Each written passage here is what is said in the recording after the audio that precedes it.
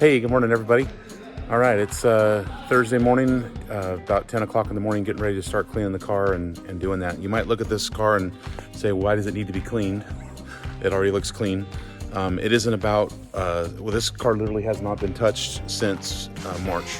So there is a lot of stuff I want to do to it. And I have a routine that I do that I think will help everybody. I want to just kind of go through it. One of the first things I do, though, is I take off my watch and my ring. You don't want to accidentally hit your wrist on the car somewhere and scratch it. I also have a whole mess of cleaning supplies. I'm going to do the mirrors. The mirrors are actually on the back of my cart here, separated by cardboard and dropped into this case for everything. But I do that very last. I also vacuum and do the rub very last. But we'll go ahead and get started. Okay guys, we're just about ready to start cleaning. I have a whole array of stuff, but a couple things I want to go through. One of the things I always do is clean the car with the lights on.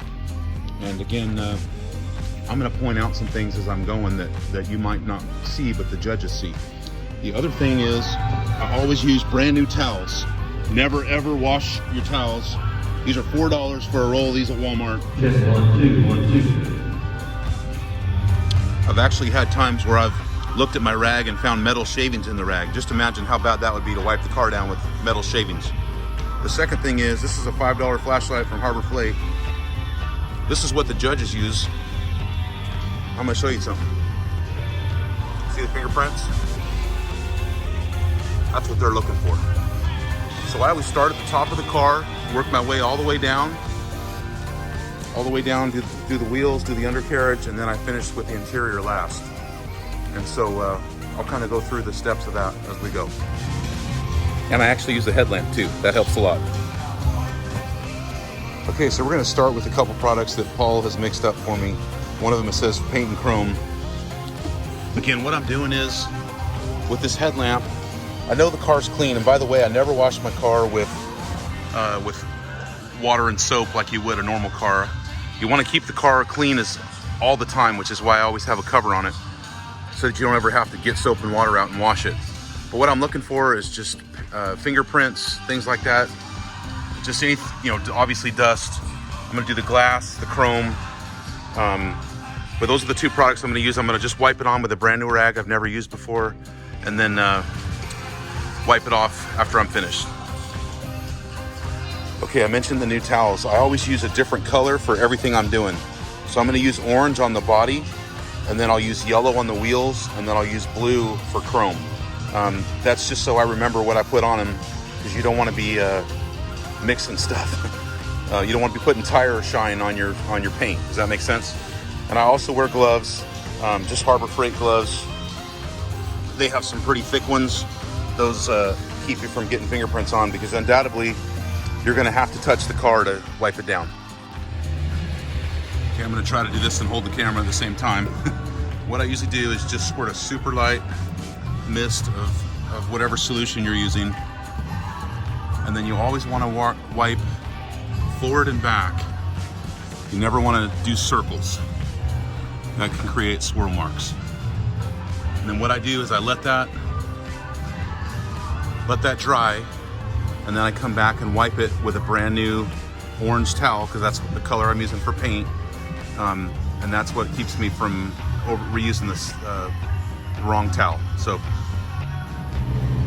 here's another good example of where everything looks fine until you put the light on it. See the fingerprints there? And also a lot of dust. So now it's gone. Again, this thing's been sitting for a long time, so they're going to use flashlights to judge the cars, and that's what you got to use your standard to be, is you got to clean with a flashlight. There's another example right there.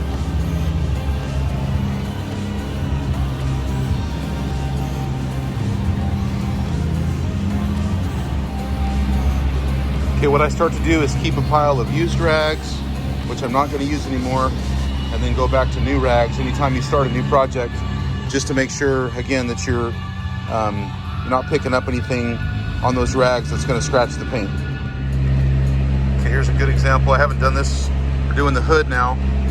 I've done this side of the hood, but not this side. And kind of what I'm looking for, I'm not sure if you can see that, but there's just some streaks that need to be wiped down, and then a lot of dust. So again, using the flashlight, I don't know if you can see it. I can see it a lot better with my naked eye probably than I can through the camera. Okay, here's another example.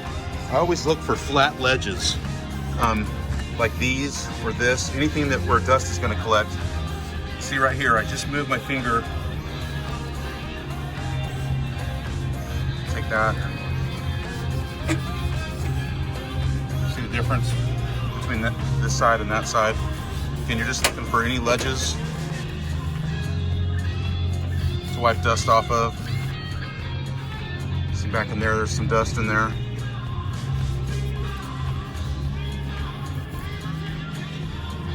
Obviously there as well. Here's another good example. This headlight ring is actually painted black. Gonna be quite a bit of dust in there. Okay, grills are really hard to do because they have all these vertical ledges. But see, again here, I started to wipe and then I stopped to show you. So I'm actually gonna do that to every single level of the grill. Either a towel or a brush or whatever I can get in there to get all that. And again, the average person isn't gonna see that, but judges do look for that. They look at all the vertical edges looking for dust. There was some polish there that needed to be wiped off. I don't know if you saw that or not. Anyway, those are just some tips. Also, here's some fingerprints on the chrome right there.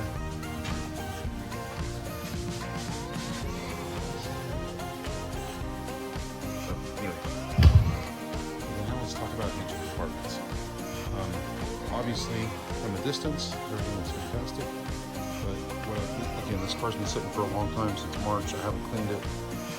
I actually did a little spot right here to show you kind of where the dust line starts and stops. So we're going to dust the inside of all of these areas down into the intake manifold. On top of, I'm going to polish all this chrome. You know, this radiator is really dusty. It may need to be repolished.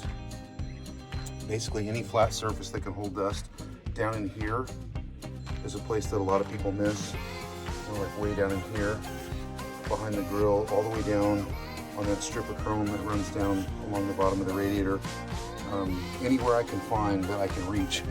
Sometimes it's impossible to reach, but we're going for, you know, as close to perfect as we can. And again, this is, you can see the difference between no flashlight and the flashlight, and that's what they're looking at. And so you've got to be as detailed as possible. Like, look at the headers, very dusty right now. And a lot of people don't even bother doing that. But I mean, that is night and day different, just rubbing a rag across it for just a second. So those are the things that a lot of people miss that I want to make sure you try to work on and address if you can.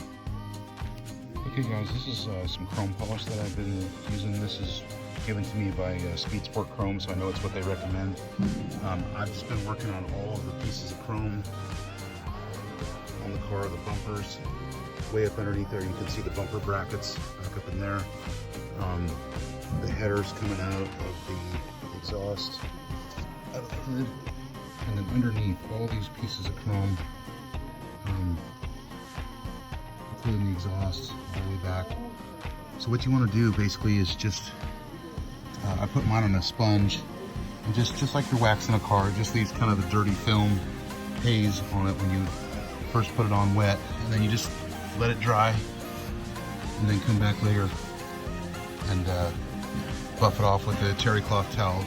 That really leaves a nice sparkly shine on the chrome, and you got to make sure you get it off though, because it'll leave kind of a film or something on there if you don't get it all the way off. So you want to make sure you do a good job. All right, well, it's time to vacuum the interior out, and again, just at first glance, everything looks clean. Then when you get in with a flashlight, you see all these little things. And again, that's why I tell people, you got to clean the car flashlight clean. So you'll see.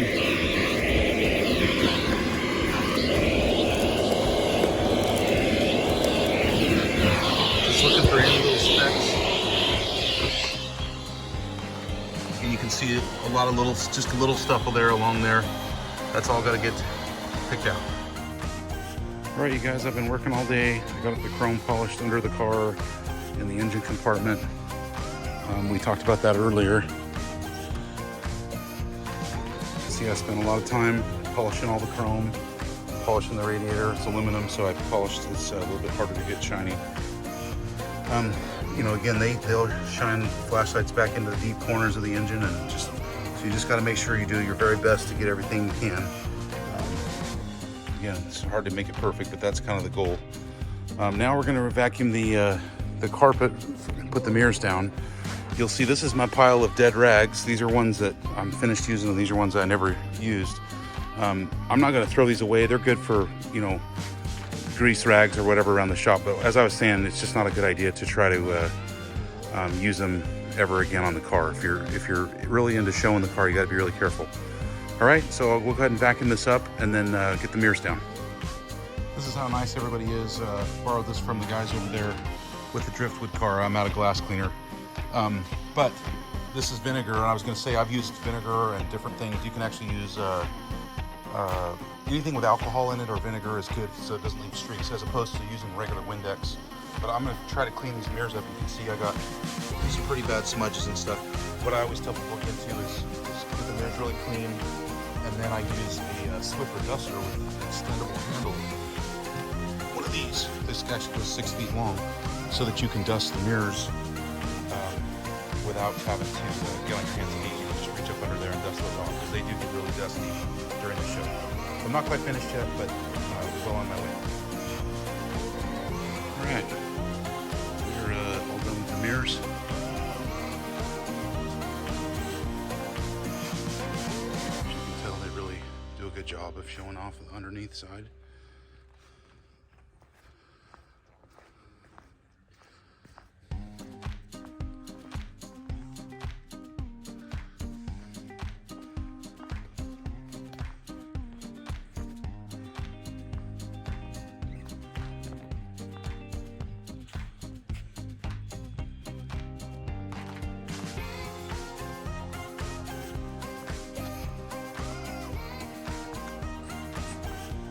Remember I talked about that bolt where the hockey puck goes?